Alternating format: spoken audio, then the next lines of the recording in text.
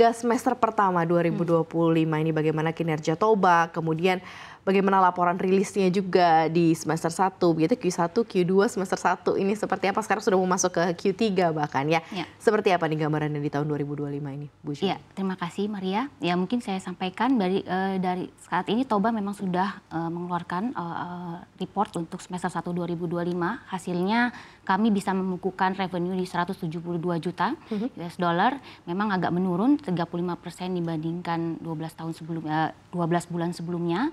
Ini dikarenakan adanya koreksi harga batubara yang yang terus menurun dari sejak semester 1 2024. Nah, oleh karena itu dengan adanya menurun, selain itu juga demand untuk batubaranya sendiri berturun, sehingga itu sangat mempengaruhi daripada pendapatan perseroan. Tetapi yang mungkin kami bisa garis bawahi di sini, dari 172 juta yang kami hasilkan, itu juga ada kontribusi dari bisnis baru kami, yaitu pengelolaan sampah. Waste management. Jadi kami sampaikan bahwa kami memang sedang masa transisi, sehingga kami merasa ini waktu yang sangat tepat untuk bisa di saat batubara harga sedang turun, tapi kami bisa membuktikan bahwa kami sudah bisa menghasilkan revenue dari bisnis baru kami. Baik, itu tadi kan di-mention ya di awal di bridging informasi awal di 2021 ternyata starting untuk masuk ke bisnis yang lebih green gitu ya untuk TBS.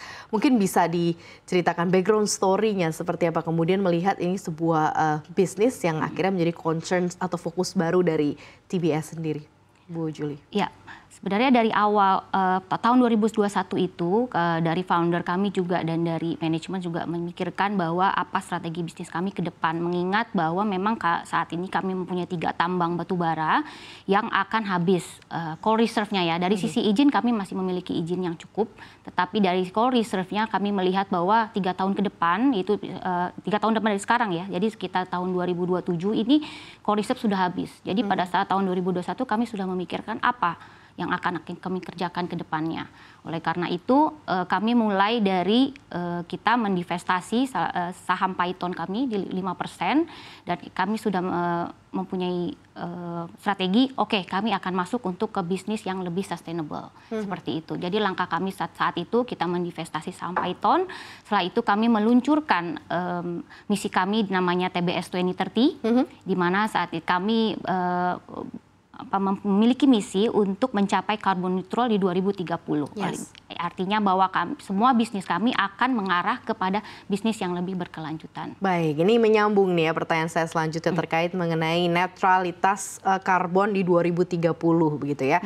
Dengan berbagai macam inisiatif di TBS 2030 mendatang nih apa saja yang sudah dilakukan saat ini oleh TBS, sekaligus juga bisnis batubaranya nanti akan gimana? Apakah memang secara fix nanti sudah tidak akan lagi dijalankan lagi begitu, artinya memang sudah stop dan benar-benar akan menjadi bisnis EBT itu tadi, energi terbarukan, sekaligus juga futuresnya adalah di elektrik juga. Nah ini seperti apa Bu Julie? Ya, dari tadi 2021 kami lanjutkan tadi setelah divestasi saham Python 2021 5%, oleh karena itu kami juga mulai menjajaki bisnis EBT, energi terbarukan. Kami juga saat ini untuk bisnis energi terbarukan kami mempunyai 2 proyek, yang satu proyek sudah operasi yaitu PLTM Mini Hydro di Lampung 6 MW, itu sudah beroperasi sejak Januari 2025 yang lalu. Dan yang kedua kami mempunyai 46 MW floating solar panel di Batam, ini untuk energi terbarukan. Nah, sedangkan untuk bisnis yang kedua kami yaitu bisnis untuk electric vehicle, di mana kami kerjasama dengan Gojek. Saat ini sudah ada sekitar lebih dari 5.400 motor unit, listrik, ya 5.400 unit motor listrik yang beredar di Jabodetabek. Dan juga dengan lebih dari 350 battery swapping station yang tersebar di berbagai lokasi. Nanti untuk kedepannya juga akan kami lanjutkan untuk daerah-daerah lain.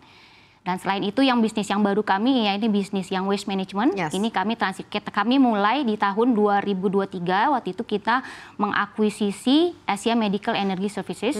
Itu adalah bisnis pengelolaan sampah medis di Singapura. Dia memegang market share untuk medical waste di Singapura di angka 60%. Nah, pada saat kami rampungkan, kami panggilnya AMES, saat itu juga yang bisnis di Singapura, kami juga mengakuisisi pada tahun 2023 Desember, akhir tahun kami mengakuisisi untuk pengelolaan sampah medis di Indonesia. namanya arah environmental. Jadi kami udah memiliki 2 di akhir tahun 2023. Nah, untuk tahun 2025 ini kami baru saja merampungkan untuk di bulan Maret yang lalu kami merampungkan untuk transaksi akuisisi saham untuk di Sembcorp. Sembcorp Enviro itu adalah bisnis pengelolaan sampah juga, tapi bukan medical, dia lebih ke arah untuk municipal business, municipal waste itu sampah masyarakat, dan juga untuk high rise building, sampah high rise building di Singapura. Nah, ini yang dengan 3 bisnis waste ini yang sangat kami merasa untuk akan berpotensi ke depannya sangat besar, dan juga akan opportunity untuk bisa dikembangkan di Indonesia dan di negara-negara lain itu sangat besar. Itu yang strategi kami saat ini, dan ke depannya sampai dengan tahun 2030 akan kami teruskan untuk mungkin ke daerah-daerah lain ataupun negara lain, yang karena kami ingin menjadi regional player. Oke, why gitu? Kenapa kemudian ini kan kalau misalnya kita ngomongin kayak EBT segala macamnya kan masih memang menjadi concern pemerintah, tetapi kayak masih belum sepenuhnya gitu ya running. Khususnya juga sampah pun juga pasti akan mengalami hal yang serupa. Tapi kenapa TBS akhirnya berani untuk men-challenge gitu ya untuk pengembangan bisnis ke sana?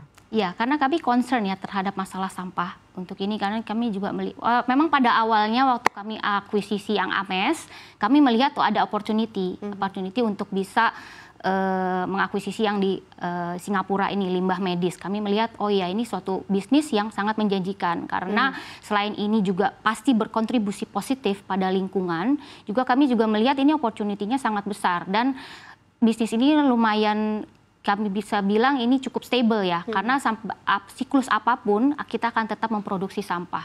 Tinggal bagaimana kita bisa mengelolanya ini menjadi suatu nilai tambah, ataupun kita bisa mengelolanya untuk menjadi sesuatu hal yang tidak membahayakan lingkungan. Jadi awalnya dari situ, pada saat kita mengelola yang kita akuisisi yang di Singapura, dan kita melihat juga, oke, sebenarnya dari Singapura ini sebagai basis poin kita, karena kita melihat Singapura itu adalah perusahaan negara yang sudah well developed, kita bilang negara maju, sehingga dari sisi peraturan maupun dari sisi SOP-nya sudah sangat highly regulated. Jadi kita melihat ini bisa dijadikan starting point kita nih, bagus nih untuk bisa kita duplicate di tempat lain. Kita bisa transfer knowledge, atau kita bisa tiru cara kerjanya mereka seperti apa untuk bisa kita kembangkan di Indonesia ataupun di daerah. Jadi oleh karena itu setelah dari Ames kita dapat yang kebetulan opportunity untuk di Indonesia, kita ambil. Nah, setelah itu tuh kita lihat lagi ke depannya apa lagi, dan kita kebetulan jadi karena kita dapat yang di Ames, ada lagi kita datang dari tempat lain lagi, termasuk yang si Sembcorp itu. Jadi berkelanjutan terus seperti itu.